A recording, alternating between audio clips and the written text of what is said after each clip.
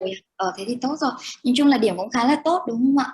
Ờ, Đấy, thế thì chúng ta còn một cái assessment nữa thôi. Đấy là trên bài tập nhóm, bài assignment của các bạn. Nên là các bạn cố gắng làm bài assignment tốt nhất để mà đạt điểm cao nhất có thể. Thế phần còn lại trong chương trình của chúng ta thì chúng ta sẽ học từ topic 6 cho đến topic 10. Thì cô sẽ dạy nó trong vòng 5 buổi. Trong vòng 5 buổi học, tức là chúng ta sẽ học trong vòng 2 tuần rưỡi và còn lại thì chúng ta sẽ còn 2 buổi để thuyết trình. Okay, the topic today is about the human resource management, and it is still belong to the organizing function. In this topic, we will learn about the way an organization manage the human resources, and how to manage them effectively and efficiently. We will need to implement a lot of activities involved in human resource management. So the topic today will help you with the above learning outcome. Before we start with the new topic, let's see what we have learned in the previous topic. In the previous topic, we have learned about organizing, the organizational structure of an organization. And I have introduced to you the definition of organizing as well as the definition of organization structure. The most important thing is that you can know how to read the information from the organization structure. When you look at the chart of the organizational structure, you will need to look at the two dimensions, the vertical dimensions and the horizontal dimensions. From the vertical dimensions, you can understand the authority of individuals in the organization. And when we look at the horizontal dimension, we will understand about the work specialization, who have which specialty, the jobs that are assigned to different individuals in an organization. And also you should realize the 5 factors that influence the way an organization choose the suitable structure. There are 2 factors that belong to the environment, and it defines whether the organization is mechanistic or organic. If it is mechanistic, it will use a lot of rules and procedures to manage the organization. It is very rigid and inflexible. However, in the organic environment, we employ, we use the flexibility and allow employees to be proactive and innovative in their decision making. The second factor that belongs to the environment is differentiation and integration. The next one is about the size, technology, and life cycle. Also, you should remember the 8 basic types of organizational structure, from the simple one to the hybrid one. And remember that you should analyze the pros and cons of each organizational structure. Today's topic is about the topic 6, human resource management, and the reference reading for you is in chapter 9. We have the 3 learning outcomes in total, as I have introduced to you at the beginning of the section today. We will learn about the way an organization manages their human resources. To be more specific, we will talk about the human resource management process, and it includes planning, attracting, developing, and retaining an effective workforce. They are the 4 main activities included in human resource management process. And the second one is evaluating the current and future employee needs and determine how to recruit and select qualified people. And the last one is about the orientation, training, and development, as well as how to assess employees' performance and give feedback to them in order to improve the performance of employees. Okay, in order to achieve the 3 learning outcomes, we will divide the topic into 6 component parts. The first one is about the definition of HRM. What is HRM? The second one, from number 2 to the number 6, is about the different activities included in the HRM process. We will talk about human resource planning, recruitment and selection, orientation and training and development, performance appraisal, and compensation and benefits. So the first question in this topic is about the definition of human resource management, or HRM in abbreviation. So what is HRM? We can mention HRM as the one of the managerial activities in which we will need to manage the human resource. And I have introduced to you about the definition of human resource, about the definition of management.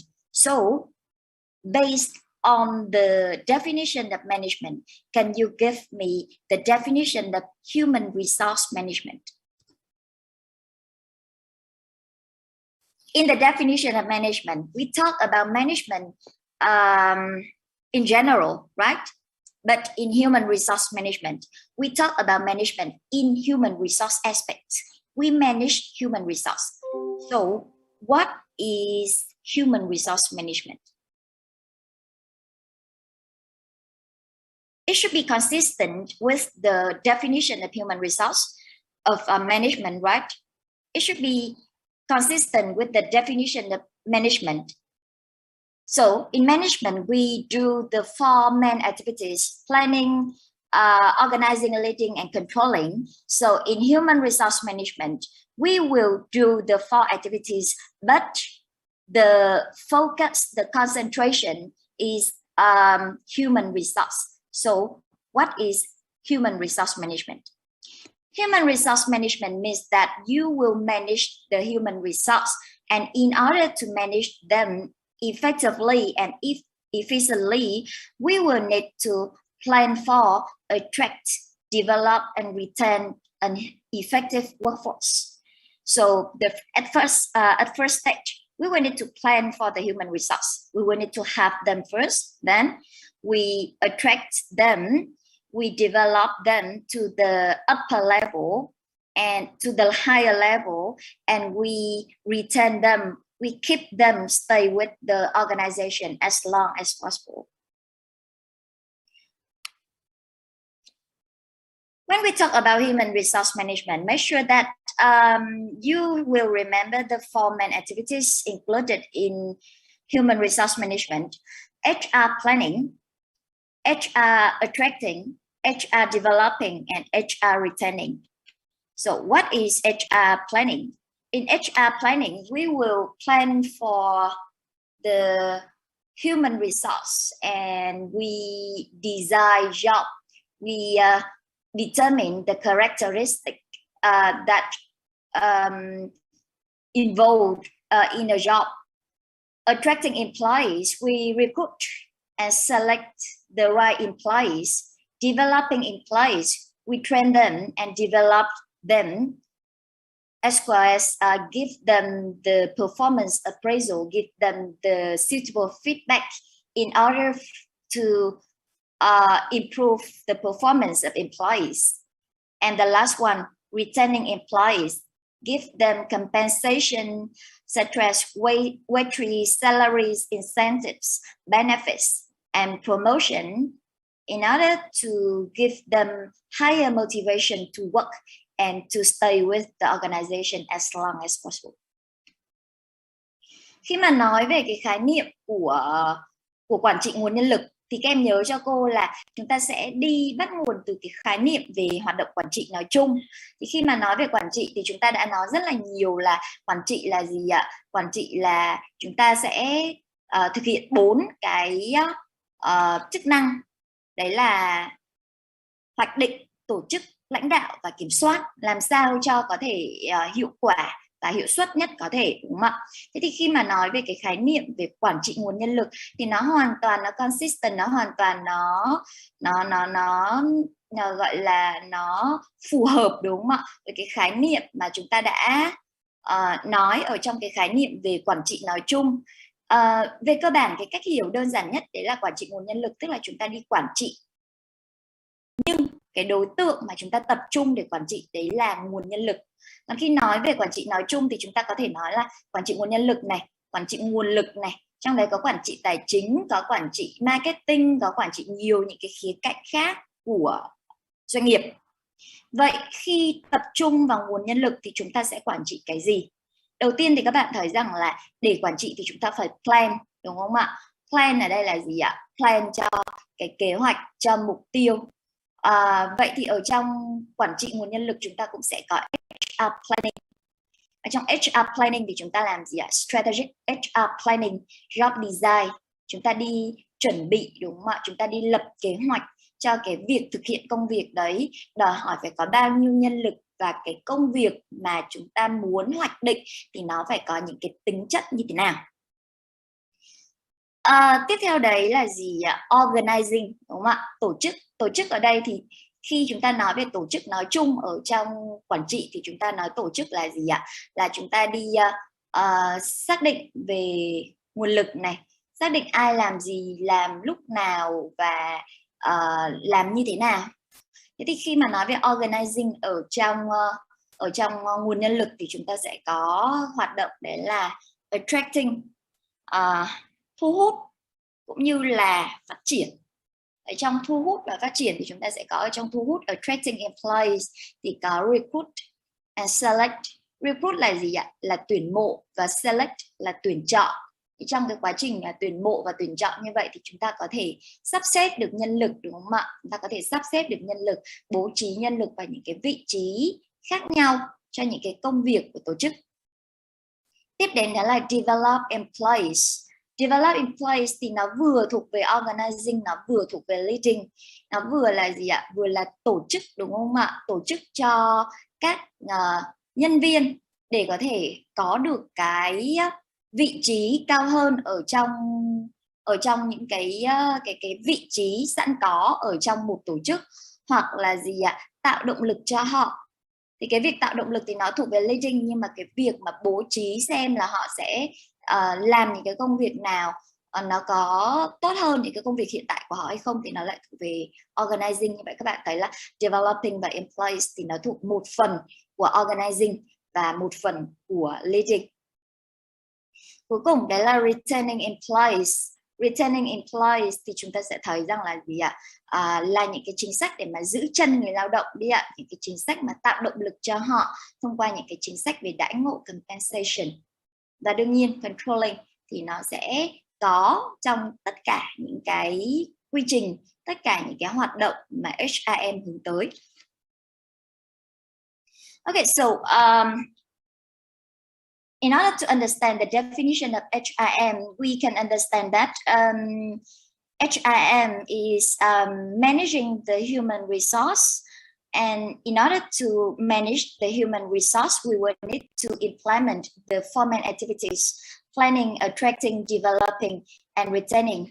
And they are all for the mutual purpose, improve the performance of employees and improve the efficiency and effectiveness of the organization as a whole.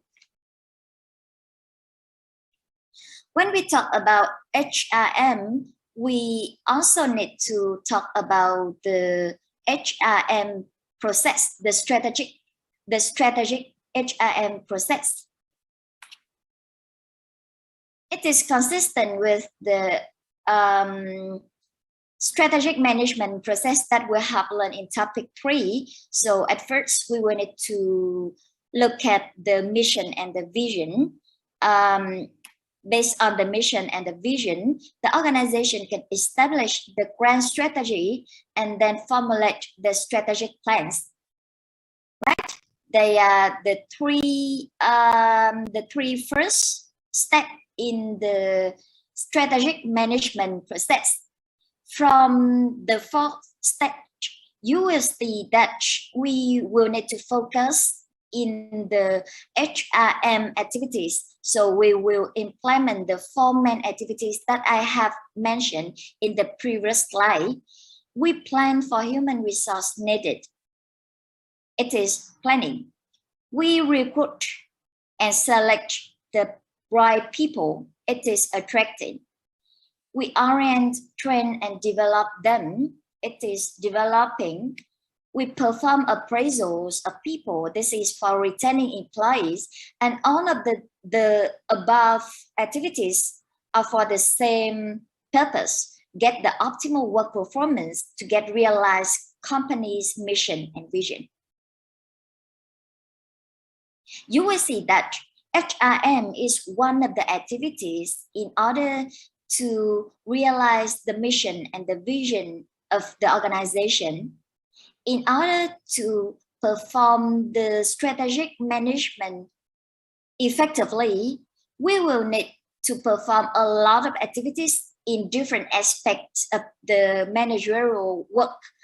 And human resource management is one of the most important resource that we need to implement.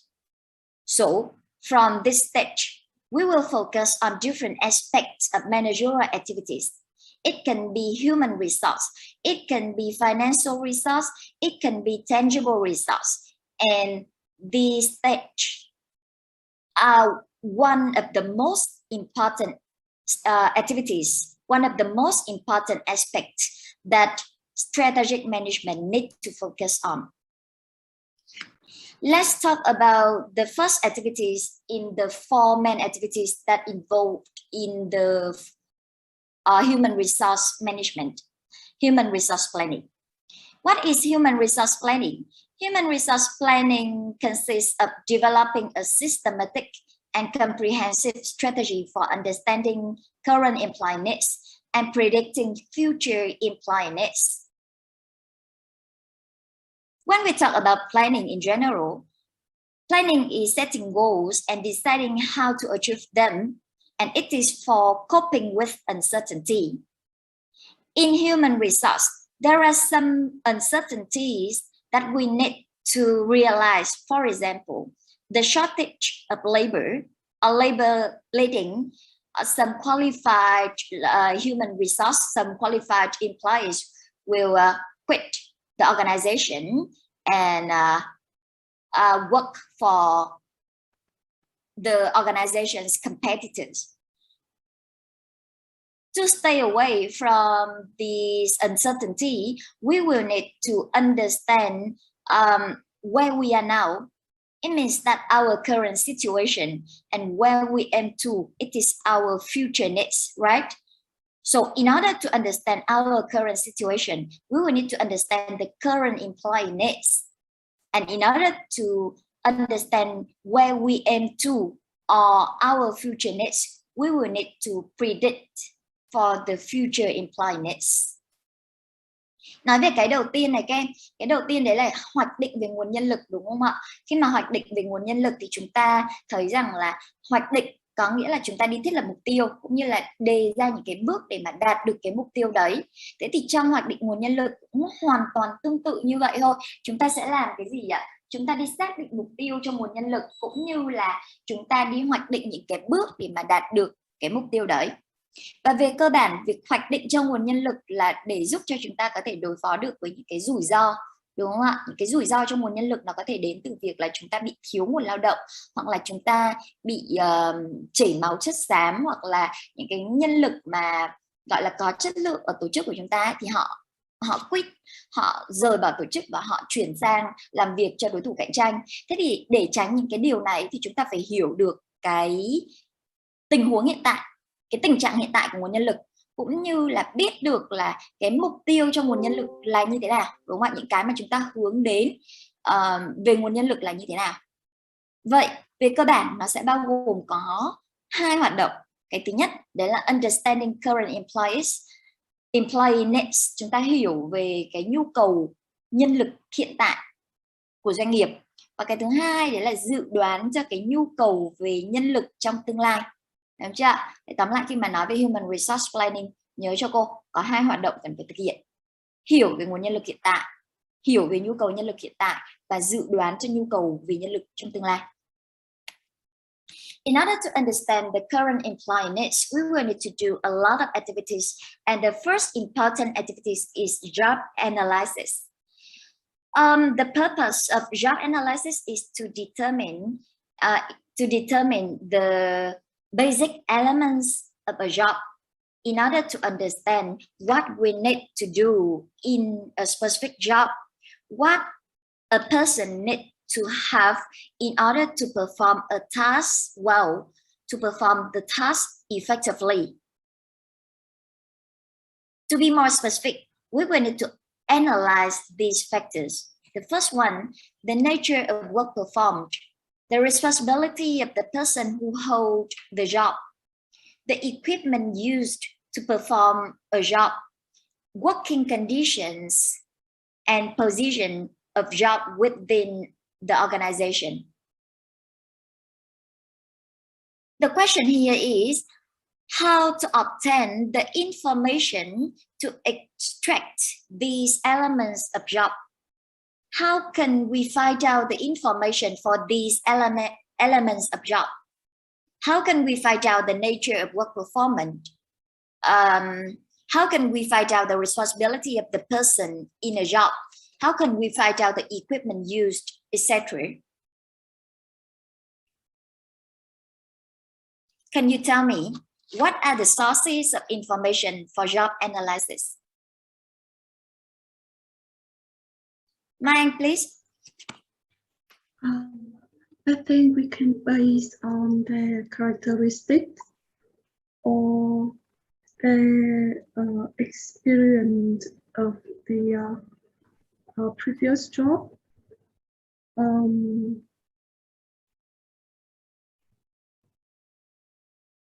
So we use what method?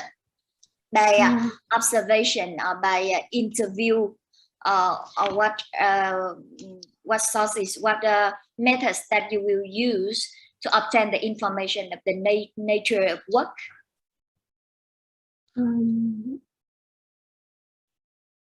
By experience. I think it's all based on observations.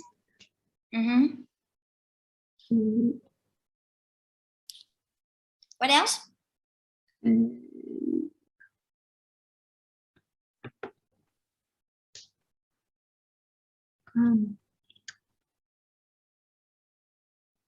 Okay, thank you, Mai Anh.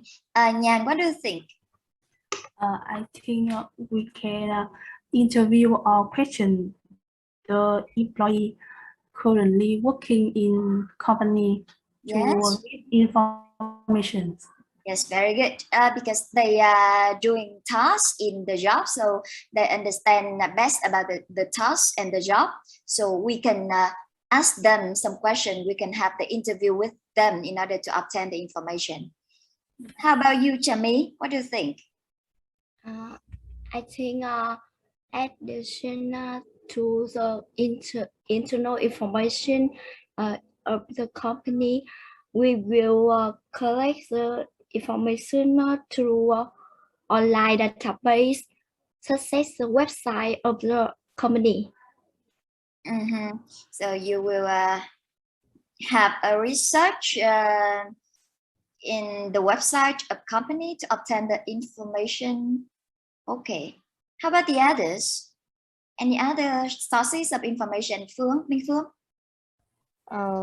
I think we can collect the information from our competitors or our strategy allies, and we will see back to our environment and see what is our strengths or our weakness, so we can have the information and improve the environment or fix some things that is not good in our workplace. Okay, so you will make the comparison between the environment in our company with the competitors' environment.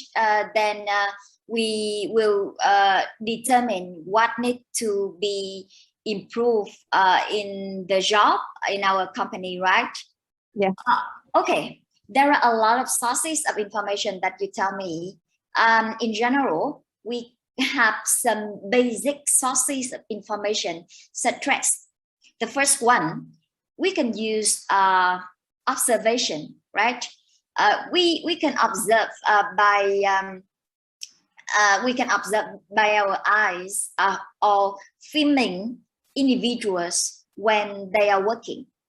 So we will understand what are included in a job, how many tasks that they need to finish to complete a job. So the first source of information is through observation or filming. The second one, as you have mentioned to me, interviewing employees, ask them some questions. What do you need to do with this job, right? What are the most difficult parts in your job, for example? The next one, the third source of information is questionnaire. You give them a survey, a list of questions, and then they will answer that list of questions when joining the survey. You can use the job expert. They know best about a job, what need to do with the job, what skills that an employee need to have to perform a task well, etc. And the last one can be the report or the diary of employees. We can ask the employee to report what they do every day, and based on collecting information from their report, we will understand what are included in a job. So basically, we have a lot of sources of information. However, there are 5 sources of information, 5 most basic source of information that I have to tell you. Observation, interviewing, questionnaire, job expert, and report or diary. After we collect information and complete the job analysis process, we will have the job description and job specification. What is job description? In the job description, we summarize what the holder of a job does and how and why he or she does it. And in job specification, we describe the minimum qualification and the minimum qualification that a person must have to perform the job successfully. So it is the result, they are the result of the job analysis. After analyzing a job, you can write down the job description and the job specification. Job description define the job, and job specification tell us about the qualification, the minimum qualification that a person must have to perform the job. For example, you can see that this is the job description of a mobile application engineer, and it tells us about the information of what job holder does and how and why.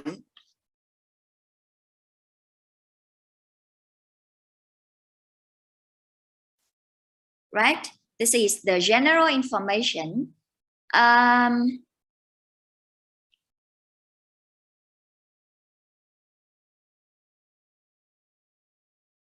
This is the general information about Google's software engineers.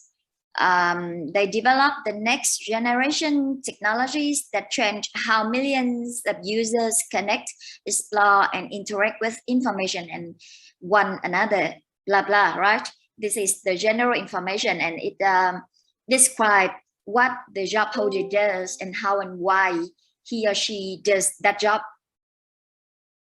And this is the job specification.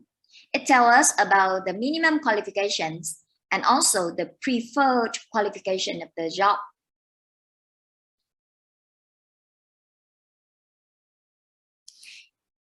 You often see the job description and job specification in the advertisement of a job.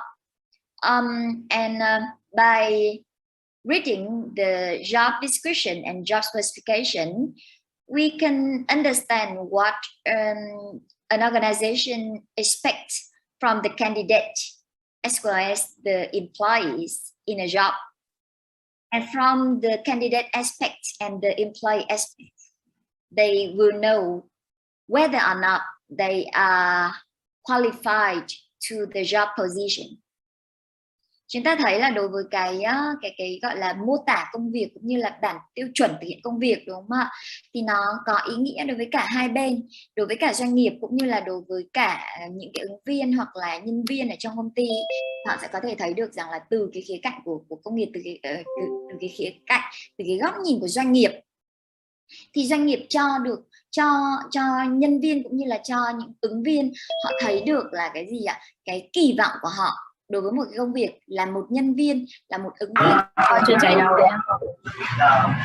Cho cô nào, họ phải làm được cái gì, cũng như là phải có những cái có những cái tiêu chuẩn như thế nào để thực hiện được công việc đấy. Nhưng mà từ khía cạnh cái góc nhìn của nhân viên hoặc là ứng viên, thì họ sẽ biết được rằng là họ có phù hợp với cái vị trí công việc này hay không để mà ứng tuyển, cũng như là họ phải cải thiện cái gì để mà có thể làm tốt hơn cái công việc này, đúng không ạ? Thế thì đấy chính là cái điều quan trọng mà chúng ta sẽ cần phải làm được ở trong cái hoạt động đầu tiên của hoạt động hoạch định về nguồn nhân lực, tức là hiểu về nhu cầu về nhân lực hiện tại, nhân lực cần phải có cái gì, nhân lực cần phải làm cái gì, hoặc là họ cần phải có những cái kỹ năng như thế nào.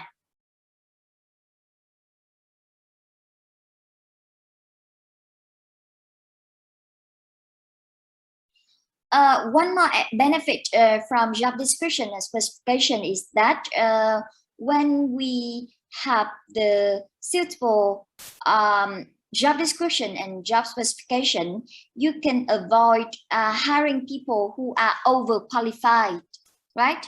If they are overqualified, it would be more expensive to hire them underqualified. Because if we hire the underqualified employees, it will not effective. They cannot have the effective performance as we expect.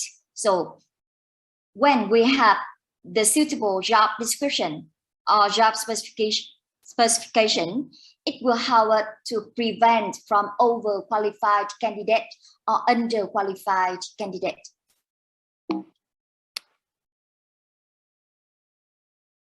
The second activity in human resource planning is predicting future employee needs. In this activity, the first important question is about when we need to have employees, when we need to have new employees. In some circumstances, the job will become unoccupied. It means that we should hire more people to replace, to fill the vacancy of the job. And in other situations, people can be hired to make the future strategies and work. So it is not because it is not only because the job become unoccupied. It is also because we need to have more employees to support our future strategies and work. In these two situations, we will need to find the employees from the two sources, the inside source and the outside source. From the inside source, we can find out employees among the available employees in the organization. In this kind of source, employees are motivated, trainable, and promotable. If you are the current employees of an organization and you find out that we have the opportunity to be in the higher position, you will be more motivated, right? And because we are the current employees of the organization, we have trained by the organization, and we can be sure that, and the organization can be sure about the quality of the employees. Another source of staffing is outside the organization. So we will look for the availability of talent in the industry and geographical area. As long as there are some talent outside, we can hide them so we can expand the skill of recruitment.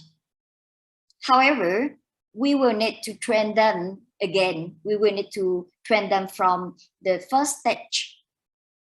And we also need to face the risk that employee will quit the organization after a short time of working.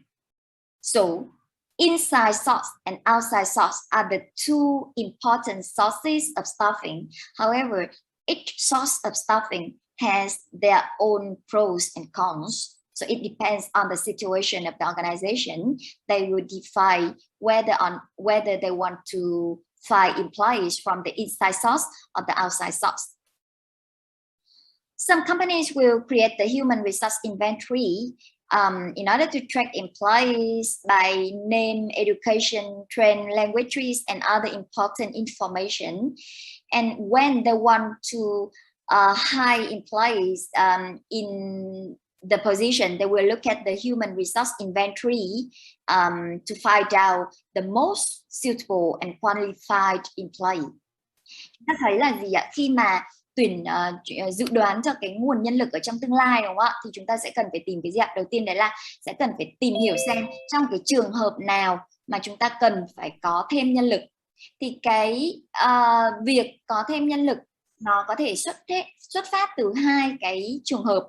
Trường hợp thứ nhất đấy là do cái công việc đấy nó bị bỏ trống, đúng không ạ? Bị bỏ trống có thể là do đâu ạ? Có thể là có người nghỉ việc này, hoặc là có người chuyển đi này, có người về hưu này, vân vân và vân vân, đúng không ạ? Hoặc không phải là do công việc đấy bị bỏ trống, mà do chúng ta có thêm một cái vị trí công việc nào đấy để mà support cho cái chiến lược mà doanh nghiệp mới đưa ra, đúng không ạ? Tóm lại là không có cái sự thay đổi về nguồn nhân lực do nghỉ việc hay là chuyển việc hay là upgrade lên một cái vị trí mới, mà là do chúng ta cần thêm.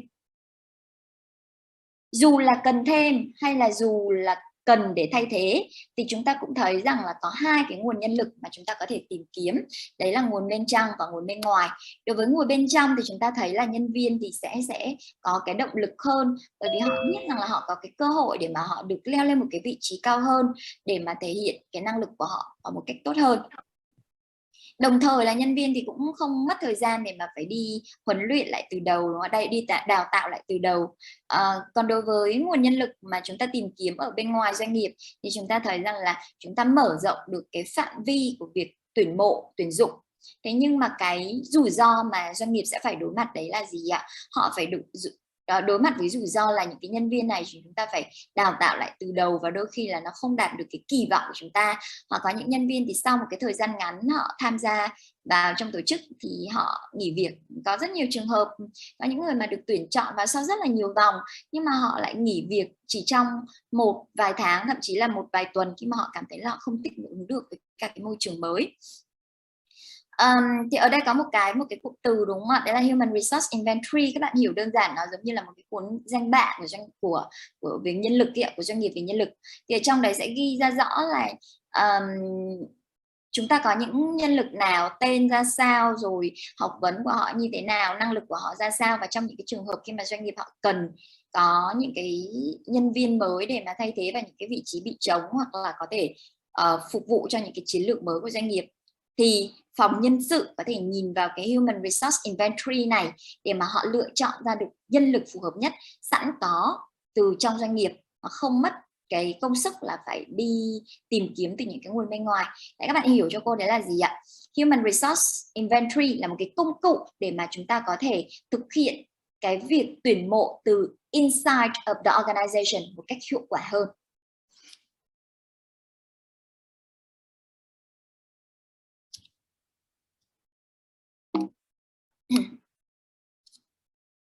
In conclusion, in order to determine the human resource needs, we will need to prepare the HR inventory, prepare job analysis in order to write out the job description and the job specification.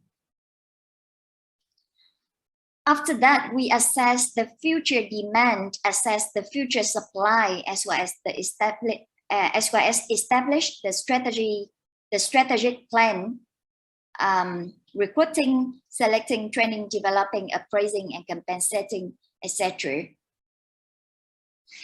After we finish the first activity in the 4 main activities, we will move to the second activity, attracting employees. After planning, we need to attract employees. And in order to attract qualified employees, qualified applicants, we will need to implement recruitment and selection. What is recruitment? Recruitment is the process of locating and attracting qualified applicants for jobs open in the organization. And there are 2 types of recruitment based on the 2 sources of finding employees: internal and external recruitment. In internal recruitment, we find out employees from the inside of the organization. In other words, we make people already employed by the organization aware of job openings. There are a lot of methods to make people aware of the job openings. For example, we can post the advertisement in the bulletin board, or we can post information in the intranet, or post the information in the journal of the organization, the internal journal of the organization. So they are for the same purpose, making people already employed by the organization aware of the job openings. The second type of recruitment is external recruitment. It means that we will hire people from the outside of the organization and attract applicants from the outside of the organization. There are a lot of ways to attract applicants from outside of the organization. The first one, posting the advertisement in the newspaper.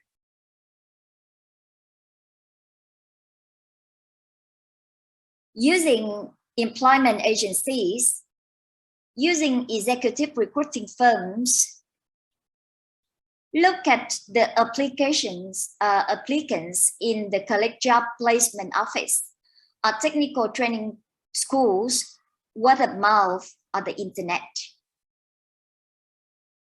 Nào, đây là những cái nguồn, đúng không ạ? Những cái nguồn để mà chúng ta có thể tìm kiếm được ứng viên từ phía bên ngoài, là những cái phương tiện để mà chúng ta có thể thu hút, hoặc là chúng ta có thể tìm kiếm được ứng viên từ nguồn bên ngoài. Đầu tiên chúng ta thấy đấy là gì ạ? Phương pháp rất là truyền thống, đấy là newspaper. Bây giờ thì cũng ít đi rồi, nhưng mà ngày xưa các em thấy rằng khi mà đọc báo giấy ấy, thì có lẽ bây giờ các em cũng ít khi các em đọc báo giấy, đúng không ạ? Cô nhớ như ngày xưa lúc mà còn nhỏ ấy, đọc báo giấy thì thấy là cái tờ báo có những, thậm chí có những cái trang phụ lục ấy ạ, kẹp vào mà có những cái mục tuyển dụng, nó chi chít những cái mục như vậy, đúng không ạ? để mà có thể đăng tin tuyển dụng, và các doanh nghiệp họ có thể đăng tin để mà tuyển dụng nhân lực cho họ thông qua những cái báo như vậy. Bây giờ thì hiện đại hơn thì có thể là đăng tin tuyển dụng ở trên những cái báo gì ạ, có mạng, đúng không ạ, hoặc là môi trường internet. Chúng ta thấy là có những cái tổ chức mà chuyên để mà phục vụ cho cái việc đi tuyển dụng nhân lực như là employment agency, những cái đại lý tuyển dụng, đúng không ạ? Đây là những cái nơi mà chúng ta thấy rằng là những cái người nhân viên ấy, những cái người ứng viên ấy, họ sẽ đến đấy họ nộp hồ sơ, và sau đấy thì những cái đại lý tuyển dụng này thì họ sẽ tìm kiếm những cái công ty mà phù hợp với hồ sơ của họ để mà giới thiệu cho ứng viên. Thì ứng viên có bộ hồ sơ sẵn, ở trong đấy có ghi rõ là năng lực của họ là như thế nào, rồi rồi cái background của họ là ra sao, và employment agency sẽ giới thiệu cho những nhân viên này, cho những ứng viên này những cái công ty phù hợp. Chúng ta hiểu một cách dễ hiểu hơn, đấy là gì? Trung tâm giới thiệu việc làm, đúng không ạ? Cũng có những cái trung tâm giới thiệu việc làm. Tiếp đến đấy là executive recruiting firm, thì được biết với một cái tên gọi khác, đấy là headhunter, là những cái công ty mà chuyên săn đầu người ạ, đúng không? Họ là những người mà họ chủ động, lúc này không phải là ứng viên đem cái hồ sơ đến công ty để mà được giới thiệu những cái việc làm phù hợp với khả năng của họ nữa, mà những headhunter này, những executive recruiting firm này, họ sẽ làm gì ạ? Họ sẽ chủ động tìm đến những ứng viên mà có cái profile tốt và săn những cái ứng viên này về với những công ty mà đang cần nhân lực, đúng không ạ? Ví dụ như là gì ạ? Bạn đang làm ở một công ty A, headhunter gọi điện cho bạn và nói rằng là ở công ty B đang có một cái vị trí rất là tốt, trưởng phòng gì đấy, đúng không ạ? Và chiêu mộ các bạn về công ty B. Thì đấy là công việc của executive recruiting firm. Đấy, các bạn thấy là giữa employment agency và executive recruiting firm ấy, thì họ đều là trung gian cả. Cái sự khác biệt giữa hai trung gian này là gì ạ? Employment agency thì họ ở cái thế bị động, ứng viên chủ động tìm đến họ, nhưng mà headhunter hay là executive recruiting firm thì họ ở cái thế đấy là thế chủ động, đúng không ạ? Họ ở thế chủ động và họ sẽ chủ động săn đầu người, ở đây là tìm đến những cái ứng viên mà đương nhiên những ứng viên này là những ứng viên mà đã qualify rồi, đúng không ạ? Họ đã làm ở những cái vị trí rất là tốt, hoặc là chúng ta cũng có biết về cái profile của họ rồi để mà giới thiệu cho những cái công ty mà hiện tại đang tìm kiếm nhân lực. Tiếp đến đấy là gì ạ? College Job Placement Office. Đây là những cái văn phòng mà bố trí việc làm ở những trường đại học, trường đại học hoặc là cao đẳng. Chúng ta thấy là ở các trường thì đều có những cái văn phòng kiểu như thế này. Đặc biệt là những cái mô hình ở các trường nước ngoài thì bạn thấy là luôn luôn có những cái gọi là cái trung tâm giới thiệu việc làm mà ngay ở trong trường, đúng không ạ? Thì những người mà họ có nguyện vọng làm việc thì họ có thể đến với cái office này để mà có thể nộp hồ sơ. Nó cũng là một cái dạng employment agency thôi, nhưng mà nó được đặt ở đâu ạ? Được đặt ở trong trường đại học. Vậy chúng ta thấy là gần với nguồn nhân lực mà được đào tạo một cách bài bản, một cách hẳn hoi hơn, đúng không ạ? Tương tự như vậy chúng ta có technical training school là gì ạ? Là những trường đào tạo nghề ấy ạ. Chúng ta thấy là những trường đào tạo nghề thì họ là được đào tạo về cái kỹ năng làm việc, và họ biết làm việc. Thì có thể tìm đến những cái chỗ như thế này để mà có thể sát với cái nguồn nhân lực hơn, tìm kiếm được những nguồn nhân lực mà họ đã được đào tạo một cách bài bản về thực hành ấy ạ, để có thể chiêu mộ về cho doanh nghiệp. Và cuối cùng đấy là word of mouth, đấy là thông qua phương thức truyền miệng. Chúng ta thấy rằng là gì ạ? Có thể là không nhất thiết là phải thuê báo hoặc là thông qua đài hoặc là truyền hình để mà đăng tin, có thể là nói với một số người ở trong công ty, do những người trong công ty này thì sẽ đi thông tin lại về cái việc là đang có tuyển dụng ở trong doanh nghiệp với những người khác, thông qua cái con đường truyền miệng từ người này sang người kia, để cái thông tin về việc tuyển mộ của doanh nghiệp nó được truyền đi một cách rộng rãi, và từ đấy doanh nghiệp có thể tìm kiếm được nhân viên một cách phù hợp hơn. Thì đấy là một số những cái cách thức để mà chúng ta có thể tìm kiếm được nhân lực ở bên ngoài.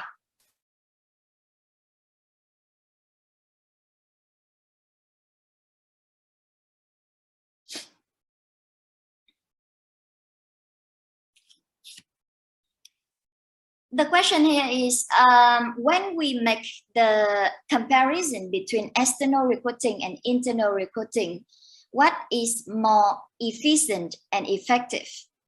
We should analyze the advantages and disadvantages of each source, each type of recruitment. So please brainstorming and tell me what are the advantages of recruiting in the external source and recruiting in the internal source. We have the table in your handout, and please fill the blanket.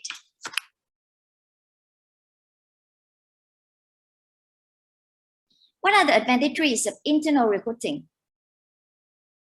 and external recruiting? And what are the disadvantages of internal recruiting and external recruiting?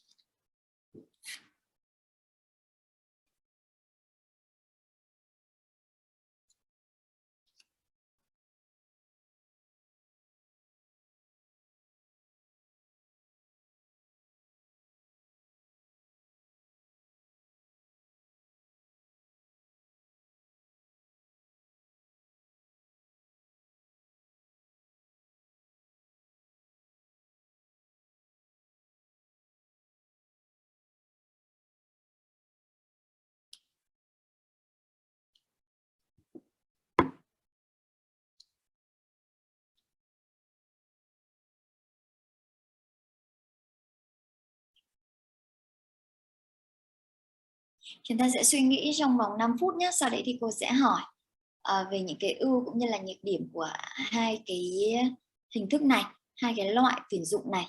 Đấy là tuyển dụng nguồn bên trong và tuyển dụng nguồn bên ngoài. Thì theo các em, nếu như mà chúng ta tuyển dụng nhân lực ngay từ chính cái nguồn bên trong của doanh nghiệp thì nó sẽ đem đến những cái ưu và nhược điểm như thế nào? Và tương tự đối với tuyển dụng từ nguồn bên ngoài.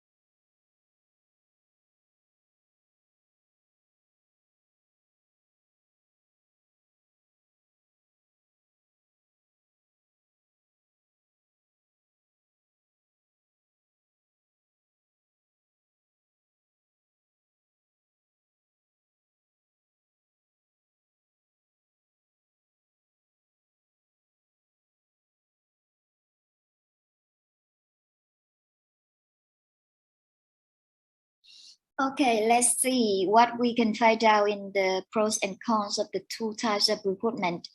Phương, what do you think?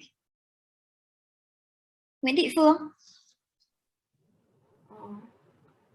I think, firstly, I talk about the internal recruiting. Okay. The advantage of internal recruiting is reducing time to hire. Save time. The first advantage, save time saving. Yes. Secondly, shorten onboarding times because we can hire the employees that know about our company operates and familiar with people in a new team, especially in the smaller businesses. It is still belong to the advantage of saving time, right? Yes. We can save time. Because they know about the company. Natalie, please check your mic. Can you hear me? Yes. They can familiar with the new team, new environment. Yeah, familiar with new team and new environment. Totally complex. The businesses. Again, check your mic.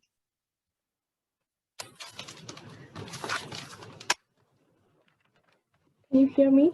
Yes. The businesses don't need to post ads on job boards or pay for background checks to hiring. We can save money.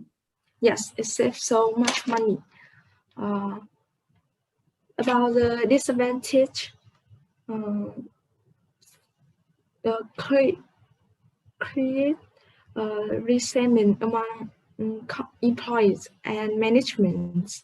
Yeah. Or leave a gap in existing workforce. Leave a gap? Why?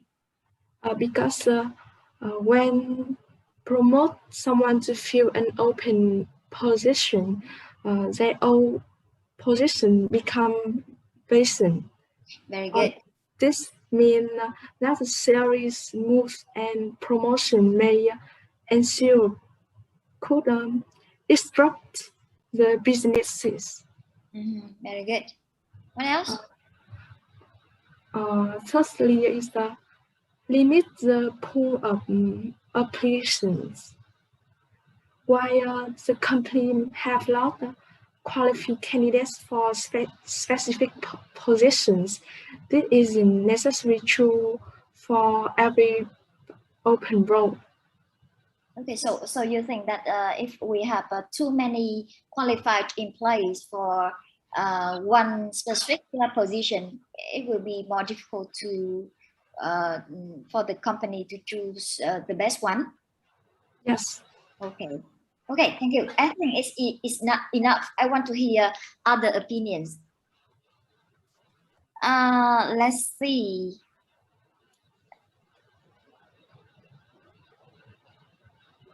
Lan Hương, what do you think? I agree with Phương, and I have some additional opinion that in the internal recruiting, the firm can reduce time and process to interview the candidates because the firm is already know about them, and the candidates also understand about the culture and the value of the company. But it is also the disadvantage of the external recruiting because it takes many steps to go to the final interview. So it will need many time and money of the firm. Do you think that when when we recruit people from the internal environment, we can save time because we already know about them. So we can reduce the time, we can reduce the procedures. For example, skip some stage and then we save time. Yep. Yep. So it will not be it will not consume a lot of time. Không, cái đoạn sau này em đang nói là cái đấy nó cũng là cái điểm yếu của cái external recruiting ạ. Em đang nói đoạn đấy rồi. Yeah, you move to the external recruiting. Và em nói cái điểm mạnh của cái này thì lại là điểm yếu của cái kia. Okay. Yeah. And the advantage of the external recruiting is the number of applications, because we can limit the application, so we can have many candidates to choose. And it's also the disadvantage of the internal recruiting. Okay. Yeah. So the advantage of external recruiting will be the disadvantage of the internal recruiting, right? Yeah. Okay. Thank you. How about you, Khánh Linh? In terms of in external recruiting, we mentioned about the specialized knowledge and experience. And when we hire someone, we need to interview them and check qualification or something like that. And the disadvantage is recruitment process more expensive and take longer for recruiting department. Yes, that is. Okay, thank you. So you agree with the advantage and disadvantage that other students have mentioned. How about the others advantages and disadvantages? Are there something new that nobody have mentioned before? Thanh Huyền, please.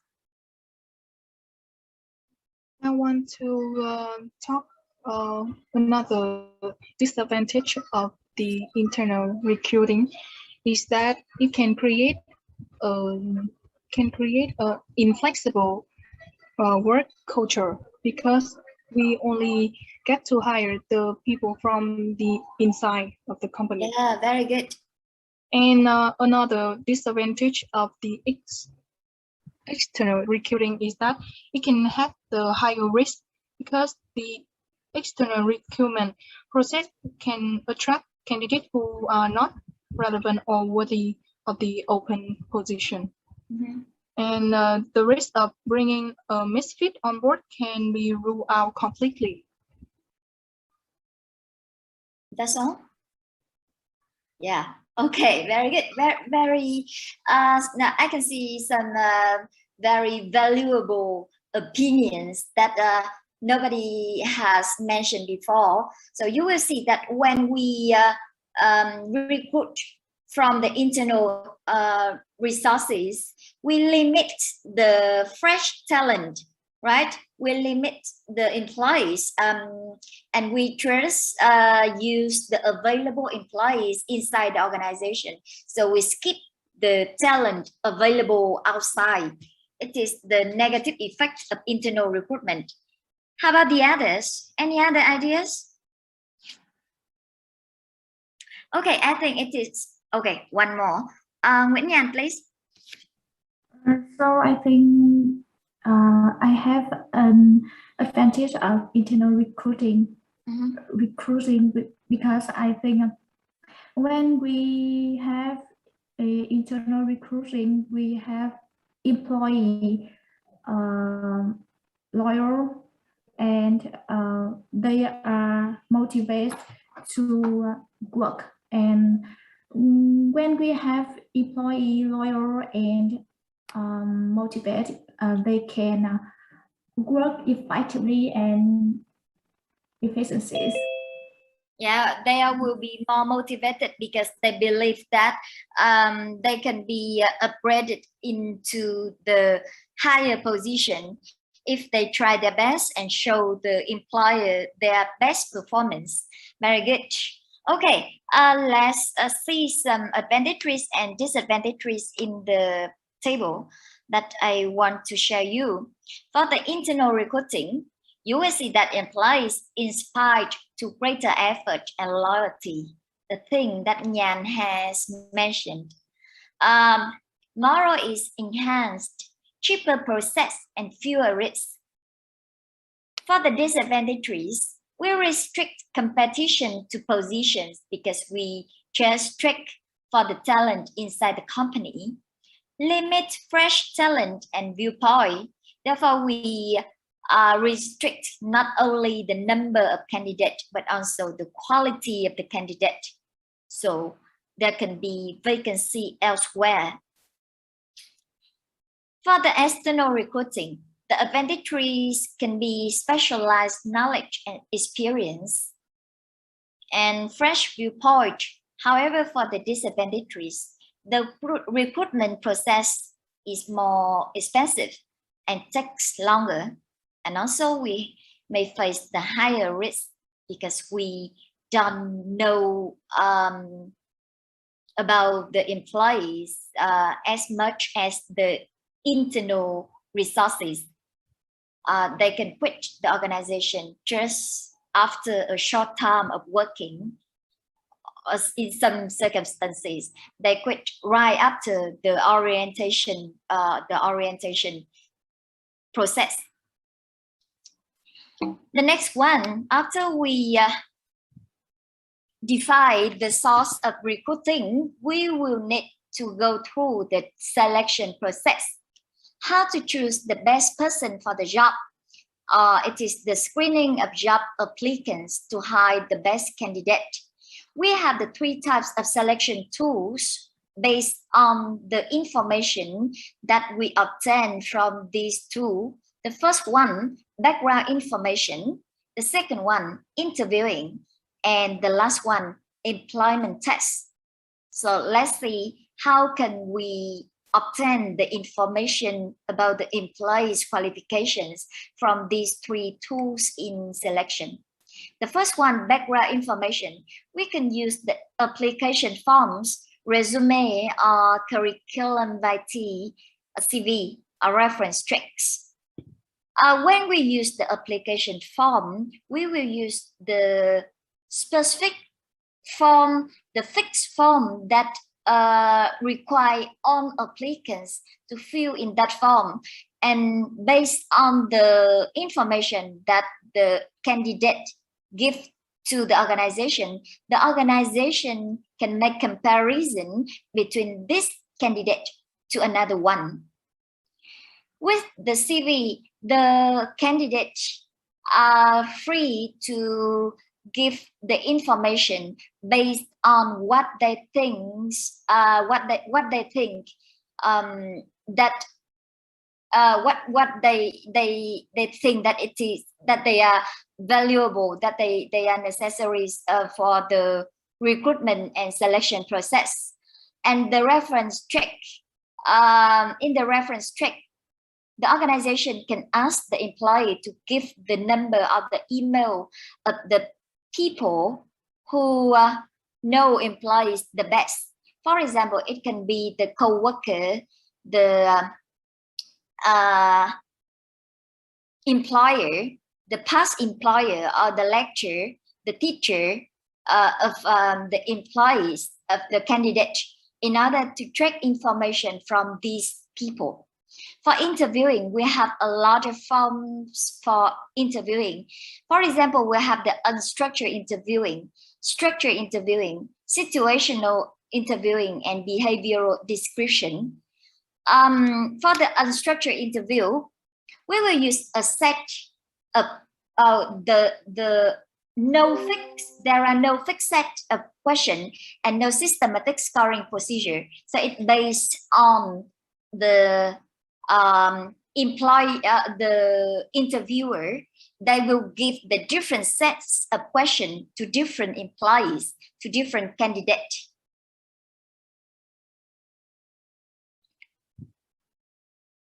In structured interview, the interviewer will use a fixed set of questions. It means that each applicants will be asked the same questions and comparing their response to standardized set of questions, set of answers based on the different answer to the same set of questions. We can easily make comparison between the qualifications of different employees. In structured interview, we have the two kinds of interviews: situational interview and behavioral interview. For the situation interview, we focus on the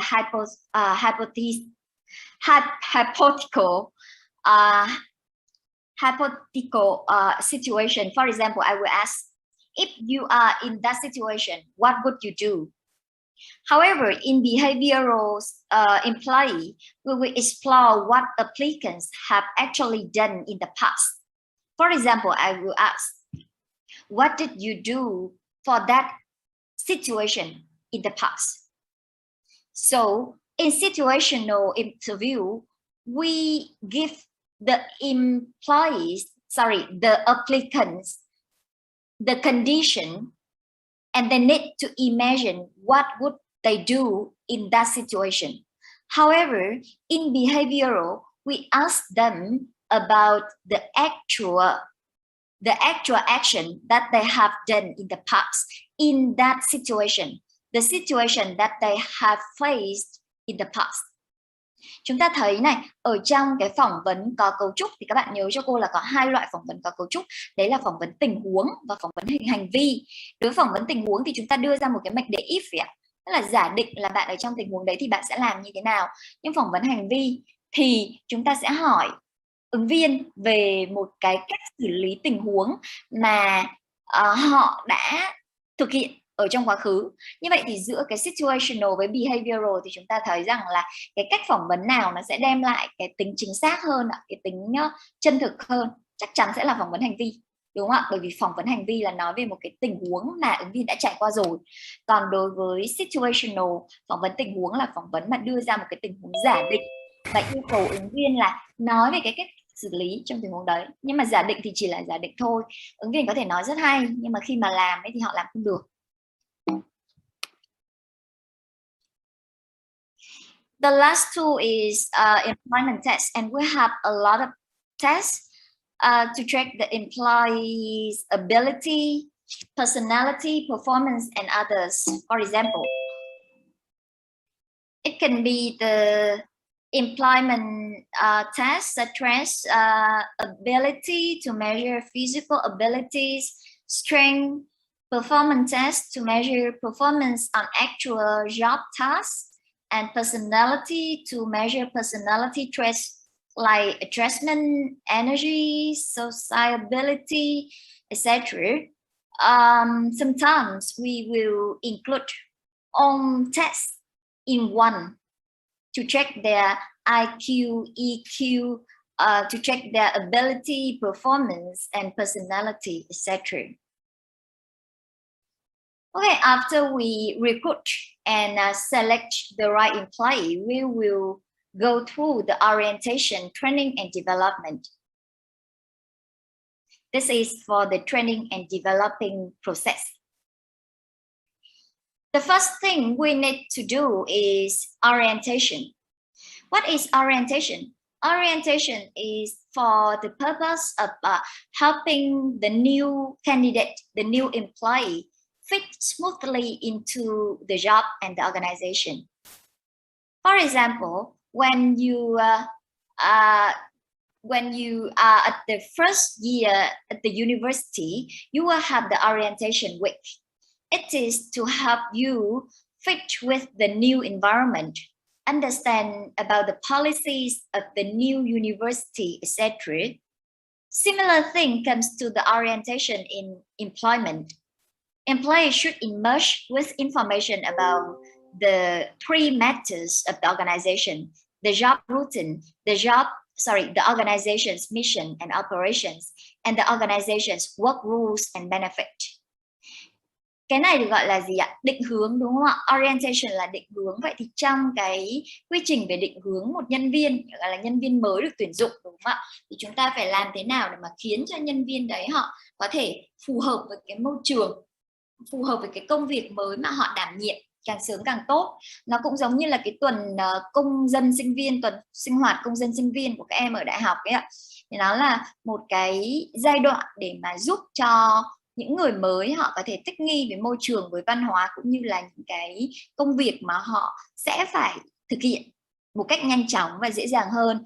Và trong cái orientation thì 3 cái thông tin mà chúng ta sẽ cần phải immerse in play, đúng không ạ? Cần phải giúp cho nhân viên họ có thể là nhận biết được những cái thông tin này. Đấy là liên quan đến job routine, liên quan đến mission và operation, liên quan đến rules và benefit.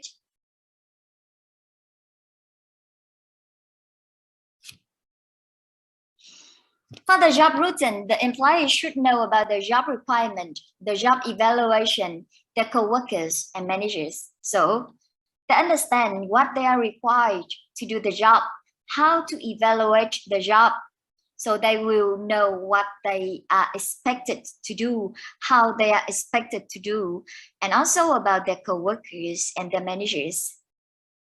For the organization's mission and operation, they should know about the purpose of the organization, the main products and services, the operations, as well as the organization's history.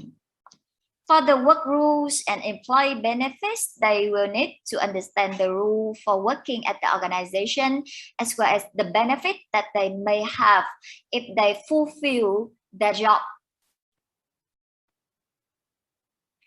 After orientation, we will have the training process.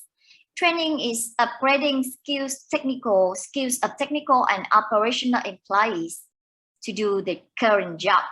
So it focuses on short-term skills, and development is upgrading skills for professionals and managers. So it is for the job in the future, and it focuses on the long-term career. So training and developing are the two process in order to upgrade the skill of employees. However, training is for short-term skills and development is for long-term skill. Training is for current job and development is for future job. Chúng ta thấy là gì ạ? Đào tạo và phát triển thì đều là để là huấn luyện nhân viên, đúng không ạ? Thế nhưng mà khi mà chúng ta dùng cái từ đào tạo ấy thì thường là chúng ta sẽ đào tạo để mà phục vụ cho cái công việc hiện tại và phục vụ cho cái nhu cầu ở trong ngắn hạn. Còn đối với phát triển thì là thường là chúng ta sẽ có một cái sự quy hoạch những cái người mà được phát triển vào một cái vị trí cao hơn, nó phục vụ cho những cái vị trí cao hơn, cho những cái công việc trong tương lai, cũng như là những cái nhu cầu về công việc ở trong dài hạn. Let's talk about two types of training. We have the on-the-job training and off-the-job training. What is on-the-job training? On-the-job training means that you will train the employees at the place of work while he or she is doing the actual job. So it is at the same time when the employees are doing their job. It can be done through job rotation. So employees will work at different jobs in particular area, getting exposed to variety of tasks. They can do a lot of tasks and they can train from this position to another position. However, in order to have the effective on-the-job training, we will need to have the special assignments for employees, as well as it requires a good mentor. Because if we don't have a good mentor, employees can copy the errors of the mentor.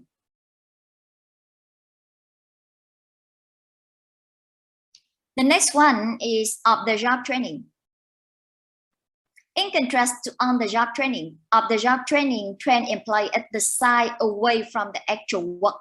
It can be at the class, at the another environment far away from the place of work.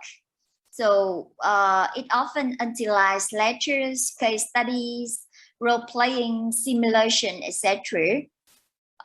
Remember that we will not train employee at the place of work. Therefore, we will need to have another time to organize the class or organize the of the job training.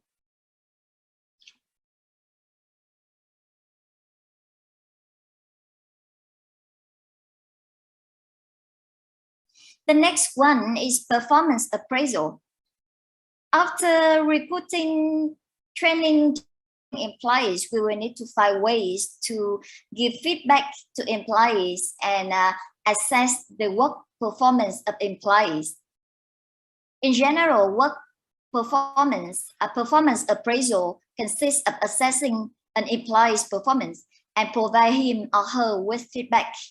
There are two main activities in performance appraisal. The first one, assessing an employee's performance, and the second one, provide him or her with feedback.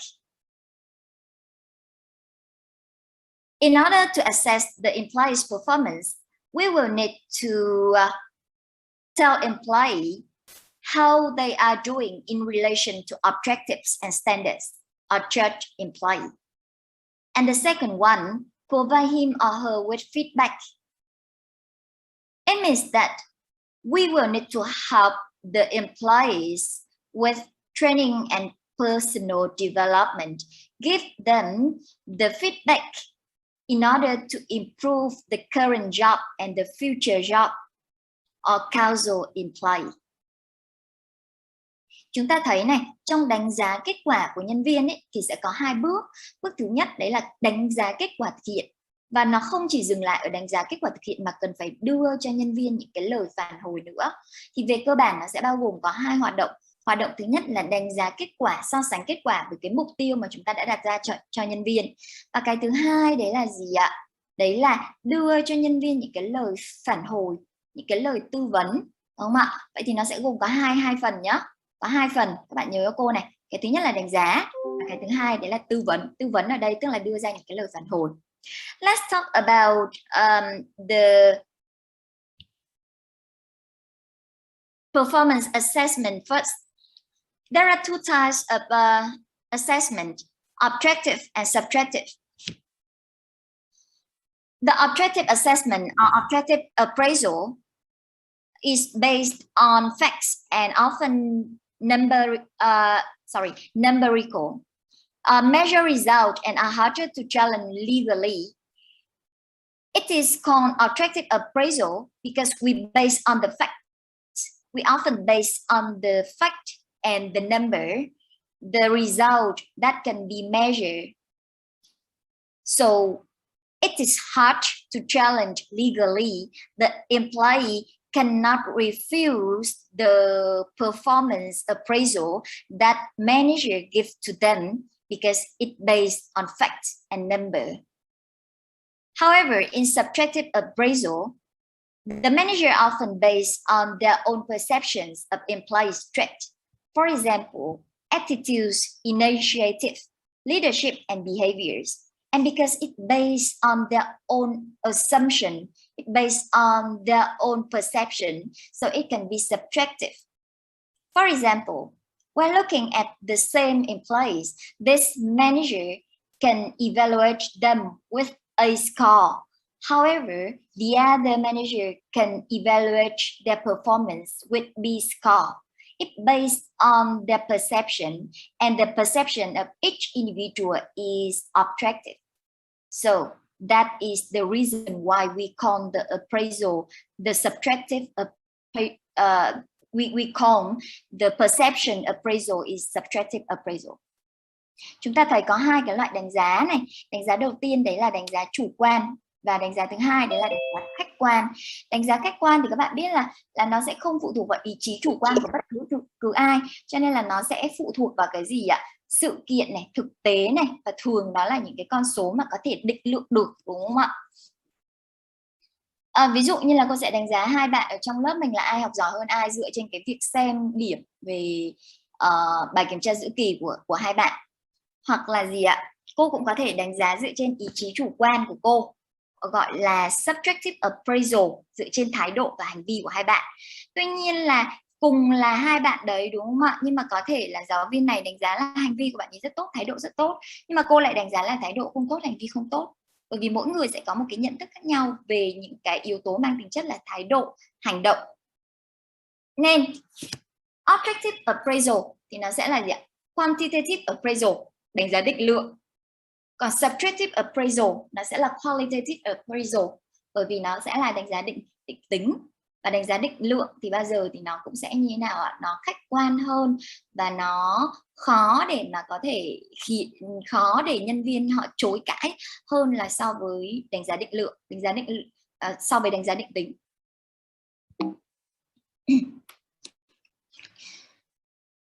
The most important thing in making performance appraisal is choosing the suitable one for making appraisal for employees. So as long as we have an individual who have the relation in work with employees, that person can make performance appraisal for employees. So there are three groups of people. The first one, peers and subordinates. The second one, customer and clients. And the last one, self-appraisal. All of them have the relationship in terms of work with employees. So they know about the employees' performance and they can give the performance appraisal. The next one is giving feedback. And there are two types of feedback. We have the formal feedback and the informal feedback. For the formal feedback, it will be conducted in the specific time of the year. For example, in order to give feedback to you, I can give them in the midterm, the final, or at the end of the term. However, in the informal appraisal, we don't have the schedule for giving feedback. The employees can be given the feedback as long as they have the interaction with the manager. For example, I can give you the appraisal, the feedback, wherever I ask you a question. I can give you the compliment or I can give you the negative feedback. So it is not based on the fixed schedule that we have said before. Chúng ta sẽ có hai cái loại mà đánh giá, gọi là đánh giá chính thức và đánh giá không chính thức. Thì nó sẽ dựa vào cái việc là cái việc đánh giá đấy nó có được xác định về cái thời gian biểu hay là cái lịch trình hay không. Nếu như mà cái việc đánh giá đấy nó là định kỳ vào một cái thời điểm mà nhà quản lý, nhà quản trị họ đã thông báo từ trước cho nhân viên, chẳng hạn như là đánh giá giữa kỳ hay là đánh giá cuối kỳ, cái đấy sẽ được gọi là đánh giá chính thức. Còn nếu như mà cái việc đánh giá nó mang tính chất gọi là ngẫu hứng, hoặc là bất cứ khi nào có cái sự tương tác thì có cái sự đánh giá, thì đấy được gọi là đánh giá không chính thức. Thường đánh giá chính thức thì nó sẽ được tiến hành vào những cái thời điểm cố định và đã được thông báo trước, còn đánh giá không chính thức thì không. Thì đấy là cái sự khác biệt giữa hai hình thức đánh giá. Thì bạn sẽ nhớ cho cô là khi mà chúng ta đánh giá nhân viên, đúng không ạ, thì sẽ có hai bước ở trong đấy. Thứ nhất đấy là đánh giá kết quả, và thứ hai là đưa ra phản hồi. Đánh giá kết quả thì có hai loại đánh giá kết quả, đấy là đánh giá chủ quan và đánh giá khách quan. Còn đưa ra phản hồi thì cũng có hai loại đưa ra phản hồi, đấy là đưa ra phản hồi chính thức và đưa ra phản hồi không chính thức. The last one is compensation and benefits. After we give employees the performance appraisal, we will need to give them the compensation and benefits, as well as give them some punishment in case they cannot fulfill the task and cannot obtain the objective that we have set to them. For the compensation, we have the three kinds of compensation. Compensation ở đây khi mà dịch sang tiếng Việt thì các em nhớ là đây là đãi ngộ. Cái từ đãi ngộ thì nó sẽ rất là rộng, có thể đãi ngộ bằng những hình thức vật chất hoặc là đãi ngộ bằng hình thức phi vật chất. We have the three kinds of compensations: wages and salaries, incentives and benefits. Wages or salaries and incentives belong to the monetary types of compensation. However, benefits are non-monetary type of compensation. For wages, we will give employees base pay consists of basic wage or salary paid employees in exchange for doing their jobs. Very easy to understand. The amount of money that we give to employee based on the level of completion of fulfilling the task that we give to them. Incentives can be the commission, bonuses, profit sharing plans, and stock options to encourage repeat performance.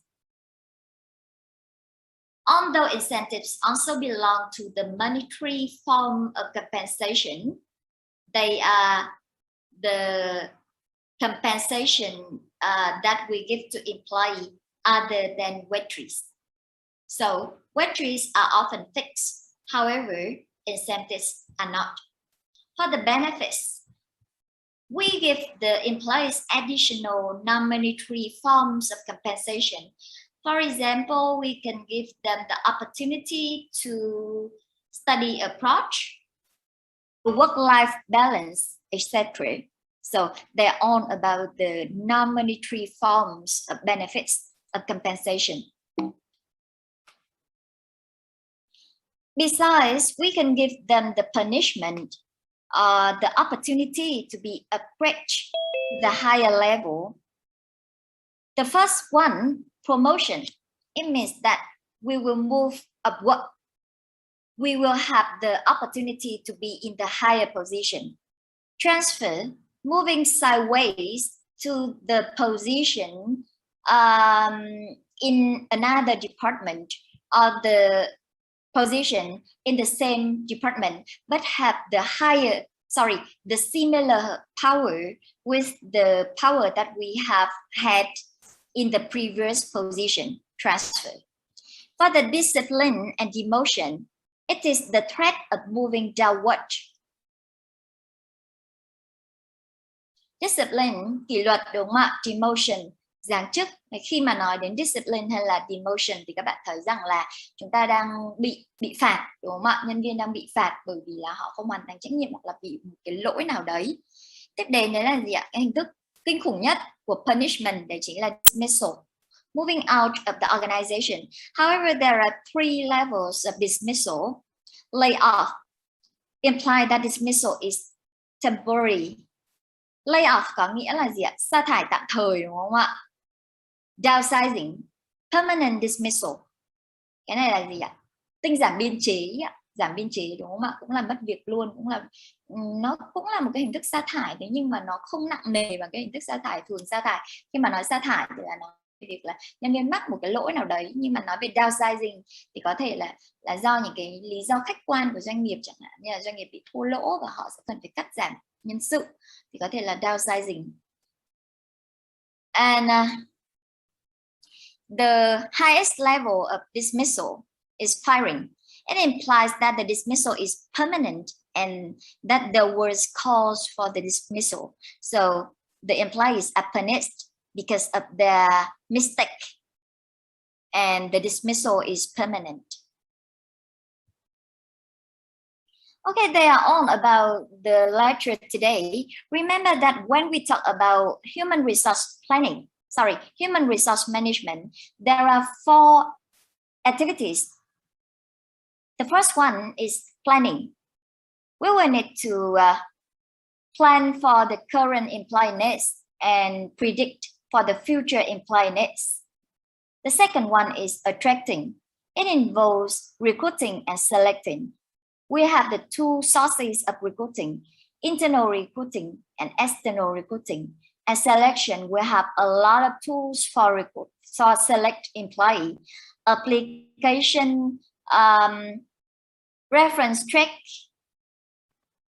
the tests, etc. Developing employees, we will need to train employees, develop them, give them the performance appraisal, And the last one, returning employees. We give them the compensation policy, for example, wage, salaries, incentives, benefits, promotion, and also have some punishment policy in order to manage the human resource effectively.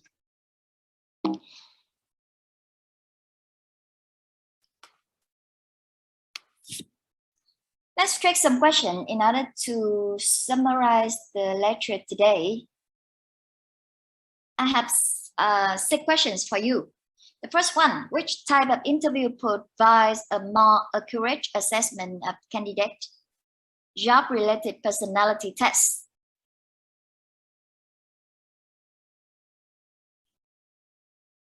Let's think about the assessment of candidate. We have different types of interview. So which one is more accurate assessment in comparison with the others?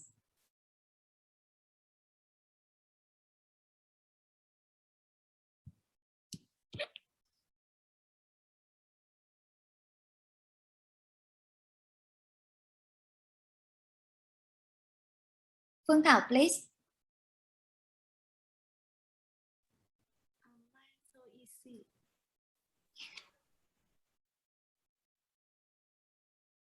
What's your choice? Again, please. Cô không nghe thấy được em rồi, Thảo ơi.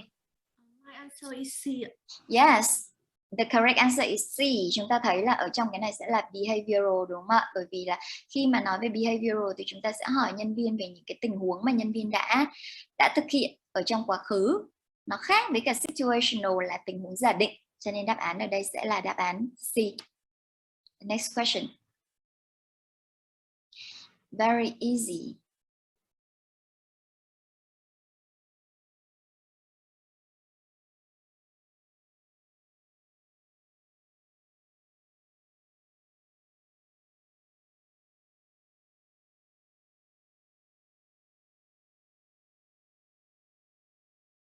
Phương Anh, please. Vũ Phương Anh.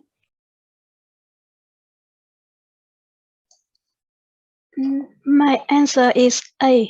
Yes, it is A. Formal appraisal is conducted at specific times throughout the year, and the manager will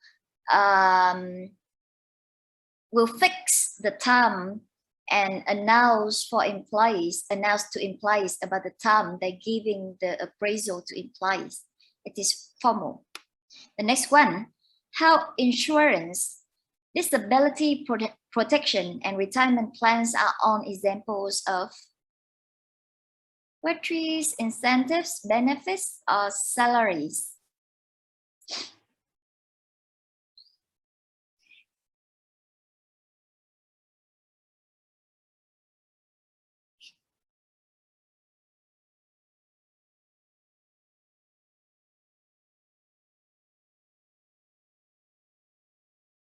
Ning, please. I think it is C. C, benefits.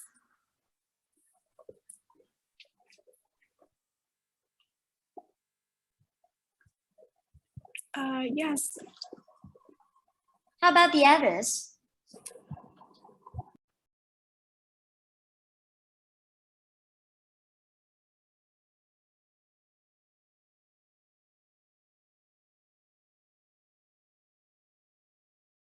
Khang, please. I think answer is B. B, incentives. The correct answer is B, right? It is also about monetary benefit, monetary compensation other than wages. So it is B, incentive. The next one, Joe, a human resource specialist for Jersey Office Supplies Corporation, rise along.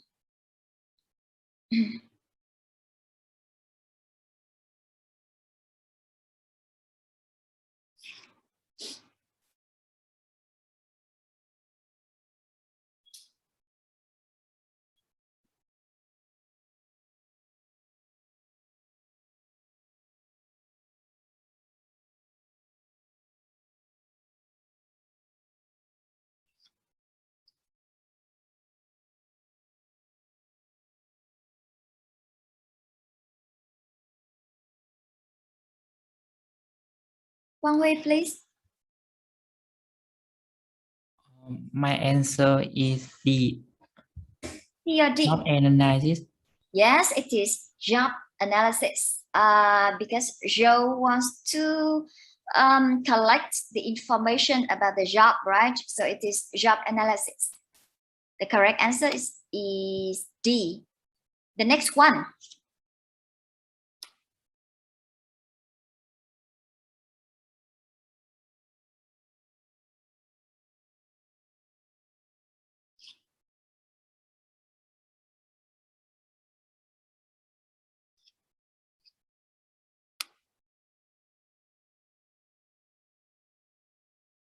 Thảo, please. Liêu Thảo. My answer is B. B, right? Role play. Trong câu hỏi này thì chúng ta thấy rằng là đang hỏi về những cái phương thức để mà huấn luyện, để mà có thể đào tạo được nhân viên, đúng không ạ? Và cái phương pháp đào tạo ở đây chúng ta thấy là nó phải là phương pháp đào tạo gì ạ? Ngoài công việc, đúng không ạ? Khi mà làm teamwork thì chúng ta sẽ thực hiện đóng vai, sẽ là cái cách tốt nhất để mà có thể đào tạo nhân viên, chứ không phải là lecture hay là workbook hay là video tape là những cái hình thức mà chúng ta thấy là đơn thuần là để chuyển giao liên quan đến lý thuyết. Còn role play thì nó sẽ giúp thực hành một cách tốt hơn.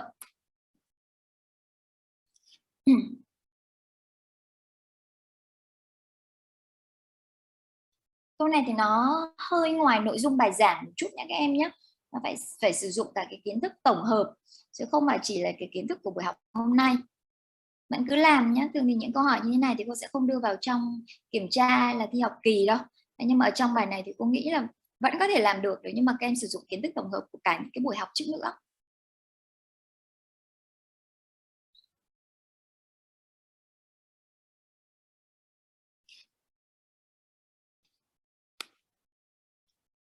Who knows? Minh Hằng, please.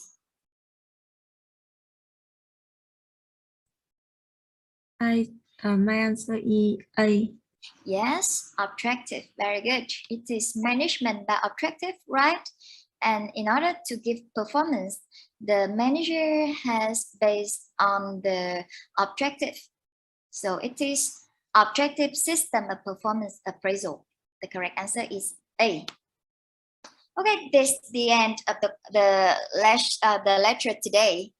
Bài học ngày hôm nay thì cô nghĩ là nó khá là đơn giản, nó đơn giản hơn những cái bài khác, đúng không ạ? Bởi vì là nói chung cái background đấy là về management thôi. Nhưng mà các em nhớ cho cô là khi mà đối chiếu về management ở trong cái hoạt động nhân lực, về nhân lực, quản trị nguồn nhân lực ấy, thì nó sẽ chia tách ra thành 4 cái hoạt động cụ thể. Và dựa vào cái slide ngay từ đầu mà cô đưa cho các bạn nhá, nhớ cái slide này với 4 hoạt động chủ yếu của quản trị nguồn nhân lực, đấy là hoạch định nguồn nhân lực, thu hút nguồn nhân lực, phát triển nhân lực, cũng như là gì ạ? Giữ chân nhân lực. Thì chúng ta sẽ thấy rằng là đấy là những cái hoạt động chính mà chúng ta sẽ phải làm khi quản trị nguồn nhân lực.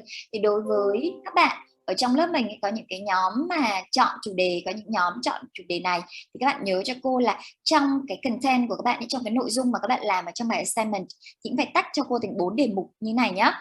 Và trong 4 đề mục thì các bạn phát triển ý ra xem thử là hoạch định nhân lực thì công ty đấy làm cái gì, phát triển họ làm cái gì, rồi thu hút họ làm cái gì, cũng như là những chính sách đãi ngộ cho nhân viên thì họ làm cái gì. Được chưa? Ok, đấy là bài học của ngày hôm nay. Chào các em, chúng ta kết thúc buổi học tại đây. Hẹn gặp lại các em vào thứ 6. Chào cô ạ. Chào các em.